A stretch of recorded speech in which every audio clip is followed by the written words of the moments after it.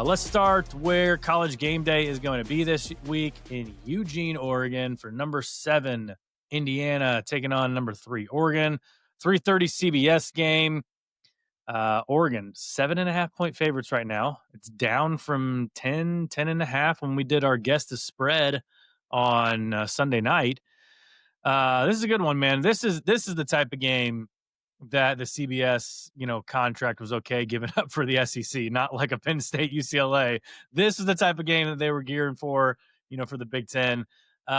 These two teams, man, like they grade out so similarly to each other. Indiana is 5th in opponent adjusted offense. Oregon's 9th. Indiana's 17th in opponent adjusted defense. Oregon's 15th.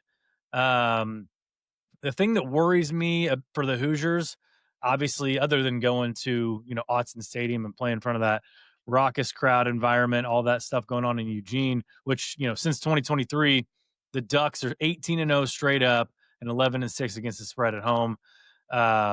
Main thing I'm worried about for the Hoosiers is just the speed of the game and just the athleticism from Oregon. I know this is not a typical like Indiana football team that have been the past couple of years where they've got the guys who can contend and can hang with those speedsters, but we saw it last year with Ohio State and Notre Dame when they went on the road and they played in those environments. They didn't fare too well, and so I still expect to be a good game, but Oregon has got to feel really good going into this matchup. I feel like I don't disagree, man. Like so.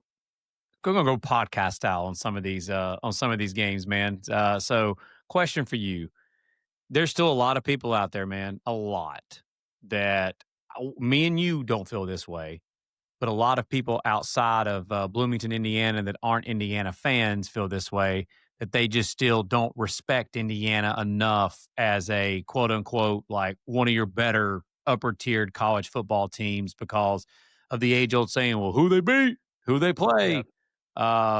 And a game like this, going on the road to Oregon, this is such a huge game, man, for the Hoosiers and Cignetti and that bunch to, again, they don't have to gain my respect or anything like that. They have mine.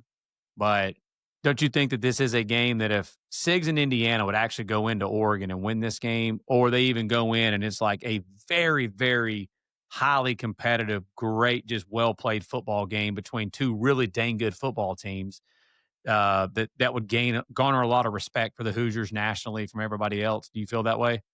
absolutely. Yeah, I agree. And kind of the reason why I bring that up is all week long, man, like this matchup. You just said it with the opponent adjusted metrics. I told you yesterday when I was taking a deep dive into some of these matchups that I like to look at both sides of the ball. I like to look at a bunch of different metrics and stats to see like where's a big edge for one team over the other. And dude, it was really hard to find one, which really caught me off guard by just like how legit both of these teams really are across the board. Like, dude, people need to quit with the who they played, who they beat, all that kind of stuff constantly. Like, just sit back and enjoy this freaking matchup for what it is. And this matchup is a matchup between two really dang good football teams with two fantastic coaching staffs that are both elite coaching staffs that are going against one another. And every metric in the opponent adjusted metrics that you just gave tells you that. Dude, every offensive and defensive thing I looked at was unbelievable how close that these two teams were. And another question for you. Will we get in this entire season, will we get a better matchup at the quarterback position than what we've got right now with Dante Moore and Fernando Mendoza? Mendoza 16, while you're thinking about it, Mendoza 73% with 16 tutties and 2 rushing touchdowns and only 1 interception.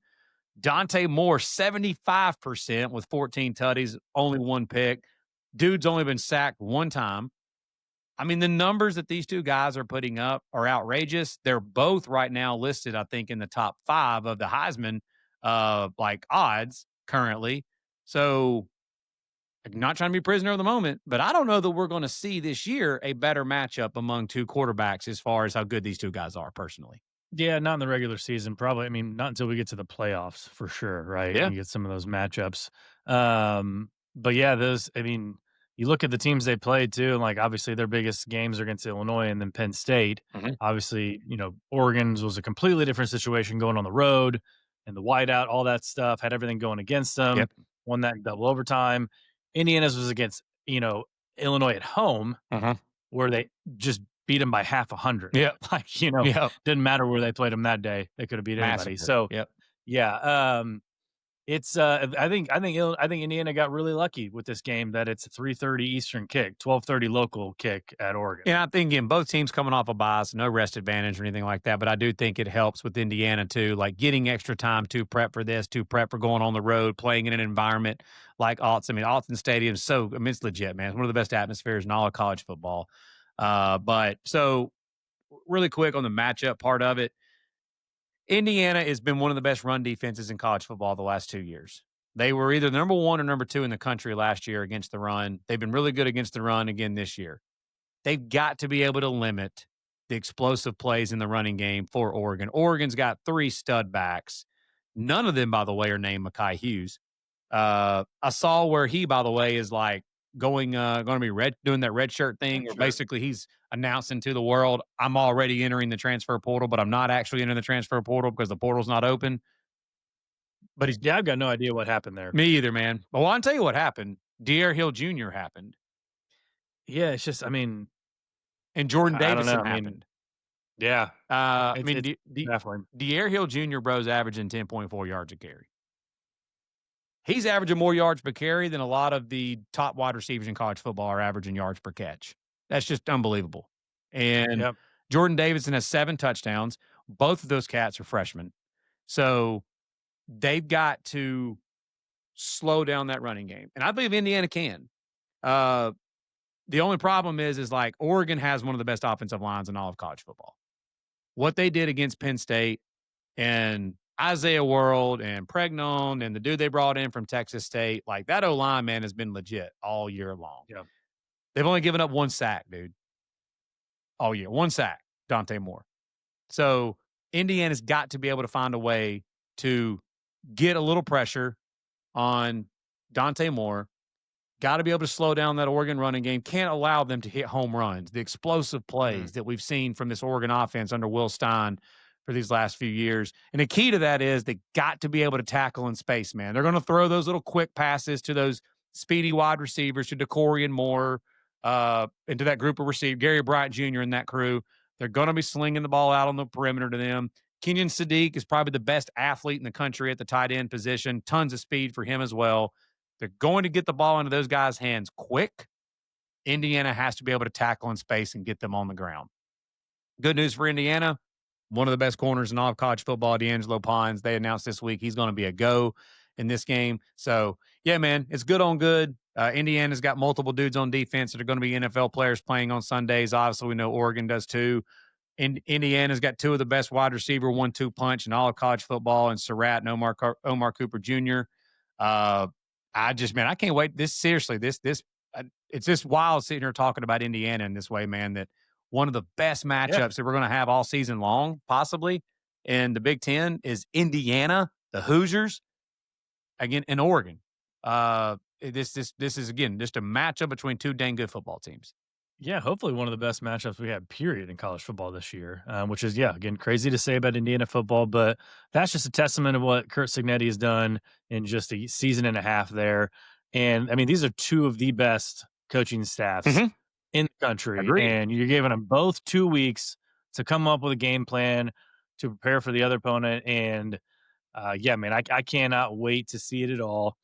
Game picks. I'm gonna go with Indiana plus 7.5. I'm gonna make it a best bet. I'm gonna take Indiana plus 7.5. Okay. First best bet of the day. I just think that they keep it close. I don't know. It wouldn't shock me at all if they went in there and they won the game. I just don't know if they are at that point yet. Um, could they go and win? Yes. I mean, but that's why I think, like, I mean, I'm struggling with that. Like, that's why I think the 7.5 points to me is easy. But could I see Oregon blow them out by a couple touchdowns or stretch it out at the end of the game, kind of like Ohio State did last year, kind of like, I mean, Notre Dame had a 27-3 lead, in the fourth quarter. That could happen too. But I just think Fernando Mendoza being an experienced quarterback, being used to the West Coast, they have the running game, they have the receivers, they've got the defense. I'm anxious to see that D'Angelo Pons versus Decory Moore matchup. I think that'll be really good. I think Siggs and Brian Haynes and Shanahan, they'll all come in there with a very, very good game plan to slow down and to limit the Oregon offense. And I think they keep it close. I think they keep it within the 7.5, but I think Oregon probably gets the job done in the end. I mean, not to have any drama here, but I'm with you. I'm with you in lockstep with that. I think Indiana gives Oregon all they want in this game. I think they compete their butt off against the Ducks in Autzen, but it's just hard for me to predict Indiana to win outright at Oregon, one of the toughest places to play in all of college football against one of the best teams in all of college football. But Indiana is also one of the better teams in college football right now, until proven otherwise. They are. And I agree with you. The coaching matchup is going to be fantastic. Both teams have awesome head coaches, fantastic coordinators on both sides of the ball for each team. Uh, I just want to see, though, like, do you agree? It seemed like Siggs coached different last year in the Notre Dame game and in that Ohio State game. It didn't seem like he had the same, like, attacking style mentality that, like the stone cold killer, like, go for blood. Especially in the Notre Dame game. Agreed, like, just the Yeah. sharks and blood-infested waters type. Like he just wanted to cover the spread. Yeah, it's kinda what it seemed like. Yeah, it really is. It's Yeah. kinda what it seemed like. Like, I wanna see Siggs and Shanahan Jr. and that crew, like, let it rip, dude. Let it rip Yeah. with Mendoza, with that howitzer of a quarterback that you've got. Like, go into Autzen like Dan Lanning does with Oregon when he goes into hostile environments.